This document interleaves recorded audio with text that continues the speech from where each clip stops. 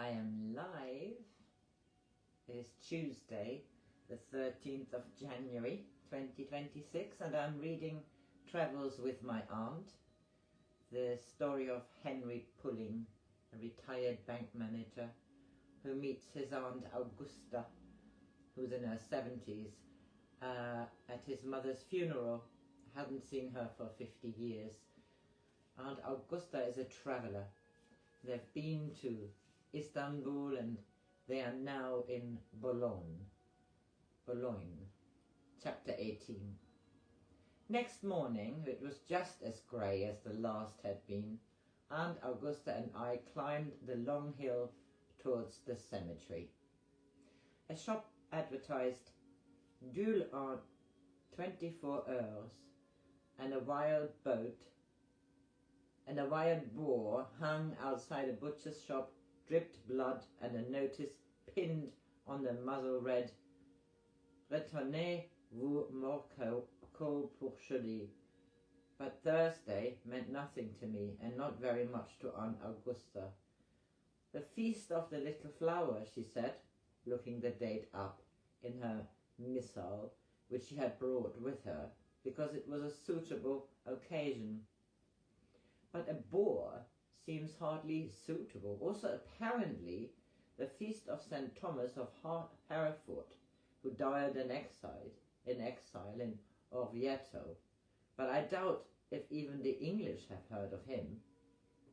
Outside the gates of the Villa Haute, there was a plaque commemorating the death of a hero of the resistance. The dead of an army, my aunt said, become automatically heroes, like the dead of the church become martyrs. I wonder about this man, St. Thomas. I would have thought he was very lucky to die in Orvieto rather than in Hereford, a small civilized place even today, with a far better climate and an excellent restaurant in the Via Garibaldi. "Are you really a Roman Catholic?" I asked my aunt with interest. She replied promptly and seriously, "Yes, my dear, only I just don't believe in all the things they believe in." To find my father's grave in the enormous grey cemetery would have been like finding an individual house without a street number in Camden Town. The noise of trains came up from below the hill, and the smoke of coal fires from the high town blew across the maze of graves. A man from a little square house, which was like a tomb itself, offered to conduct us. I had brought a wreath of flowers, though my aunt thought my gesture a little exaggerated. "They will be very conspicuous," she said. "The French believe in remembering the dead once a year on the Feast of All Souls.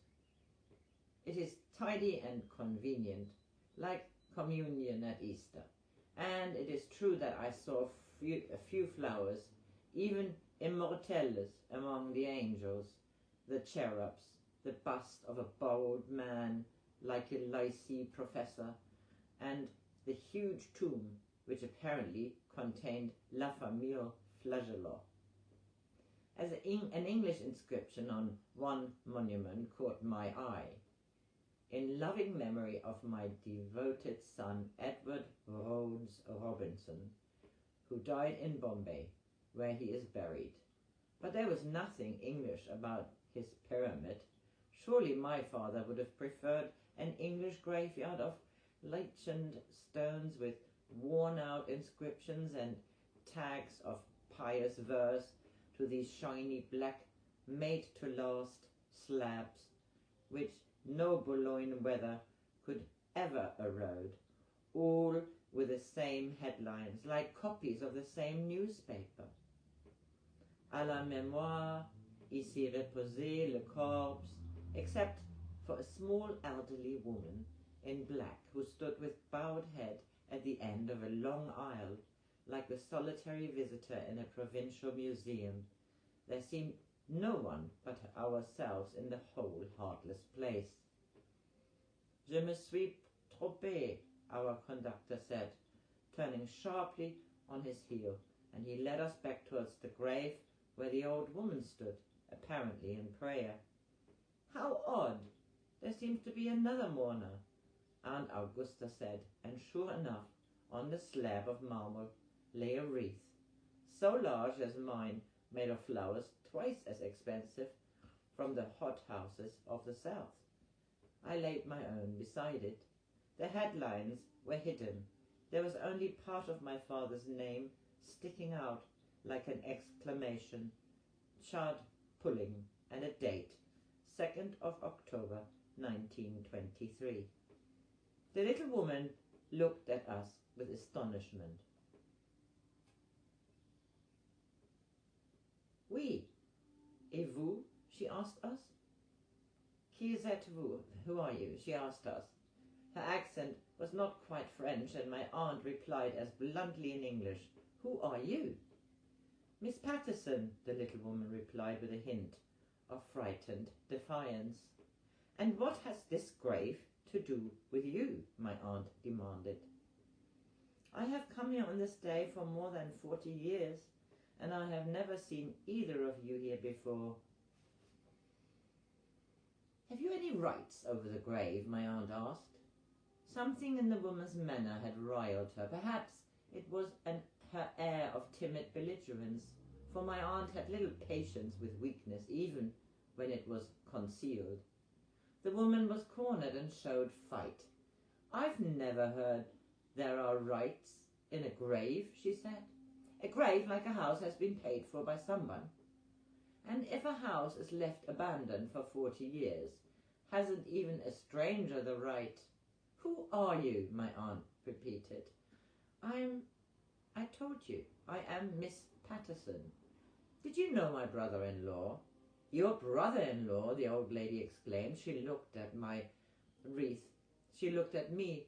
She looked at my aunt. And this, my good woman, is Richard Pulling's son. She said with dismay. The family, as though the word meant the enemy. So you are, my aunt said. We at any rate, do have certain rights. I couldn't understand my aunt's harshness, and I intervened. I think it's very kind of you, I said, to lay flowers at my father's grave. It may even seem strange to you that I have never been here before. It is quite typical of you all, Miss Patterson said. Of you all. Your mother never even came to the funeral. It was the only one. I was the only one, and the concierge of the hotel, a kind man, she added with tears in her eyes. It was a wet, wet day, and he brought his big umbrella. Then you knew my father? You were here? He died gently in my arms, Miss Patterson said. She had a way of repeating words as though she were used to reading children's books aloud. It is very cold, my aunt interrupted. Henry, you have laid your wreath. I shall go back to the hotel. This is not a place for prolonged conversations. She began to walk away as it was almost like an admission of defeat, and she tried to carry it off with disdain, like a great Dane which turns its back on some small, defenseless dog, defiant in a corner, and pretends it unworthy of its teeth. I said to Miss Patterson, I must see my aunt home. Couldn't you come and take a cup of tea with us this evening? I was only a small boy when my father died. I hardly knew him. I should have come here before, but, you know, I thought nobody cared any more about such things. I know I am old-fashioned, Miss Patterson said, so very old-fashioned. But you will at least have tea with us. At the Murray's? I will come, Miss Patterson said with frightened dignity. You must tell your aunt, however, she is your aunt, that she mustn't take offence at me. He has been dead a long time, It is unfair of her to be jealous of me because I care so much still. So I make a break here. It's quite dark today. I'm reading the end of chapter 18 soon.